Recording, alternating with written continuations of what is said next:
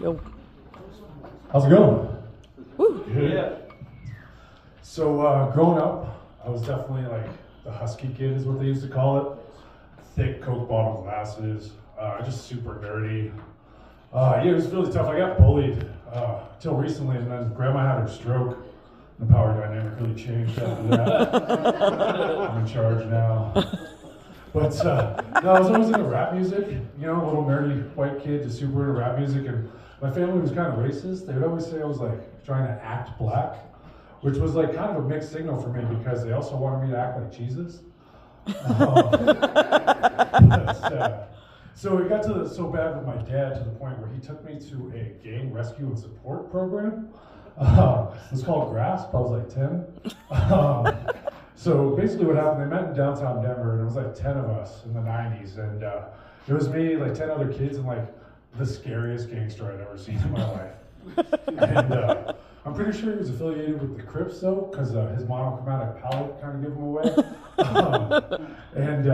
Basically during his terrifying TED Talk, he asked us if any of us would be interested in going on a Who ride. And I exclaimed yes. Now, to this point, I was like acutely aware of the dangers of Funky Cold Medina, but none of my Will Smith cassettes had really prepared me for what a Who ride was. And it turns out a Who ride is a drive-by shooting. So now I've agreed to go on a drive-by shooting with like the scariest gangster ever. Please keep in mind I'm 10. I have the physique and the complexion of like a baby snowman. That was prescribed transition lenses. And so anyways, I'll never forget the look of like compassion and concern on the scary gangster's face when he realized that like there's no way I was going to be able to hold a gun out of a moving car window. But turns out my dad was right about the rap music because like 10 years later I ended up getting arrested for selling drugs to a cop. And that's how I ended up becoming a felon. And everybody was kind of like, oh, thank you. Woo!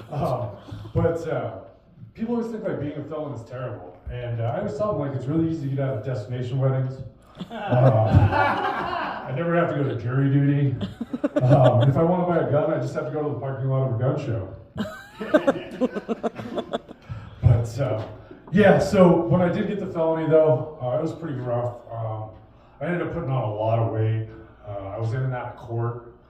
Just really toxic with the women in my life. And I realized that if I didn't like change my life and start to put it together, that there was like a solid chance I could end up serving 48 years in the White House. But thankfully that didn't happen. I'm a bartender. Completely changed careers away from selling drugs because drugs are solid and alcohol's a liquid.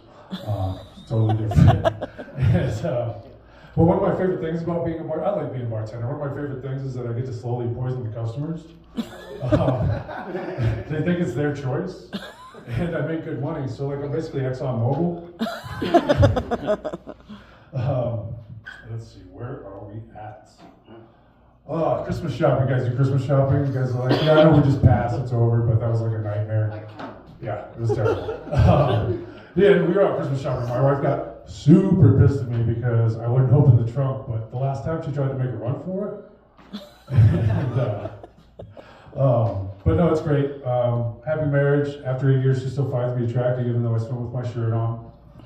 So like do a little sexy time with my shirt on too. It gets a little awkward because she'll be setting the mood in some lingerie, and then I just kind of like shuffle into my Winnie the Pooh outfit. My poor dog's in the corner like Eeyore. Don't worry, this won't last long. But no, it's great. I think one of the reasons it does work so well between us two is because we don't have any children in the house. And she thinks that I hate children. She just doesn't understand that I can't talk to them the way she does. Like I can't just walk up to a random child at a baseball game and start saying things like, how old are you? That's a pretty dress. Is your dad single? All right, let's see. I got time for one more. What do we got here? Yeah, I guess we can end on, I found out that I needed to get my prostate checked. I actually found out in a really weird way. It wasn't from like a doctor or WebMD or anything. I was gaming with some friends, and I forgot I had left my headphones on when I went to the bathroom. And one of my buddies asked me if I lived in a wet cave. All right, thank you guys, appreciate it.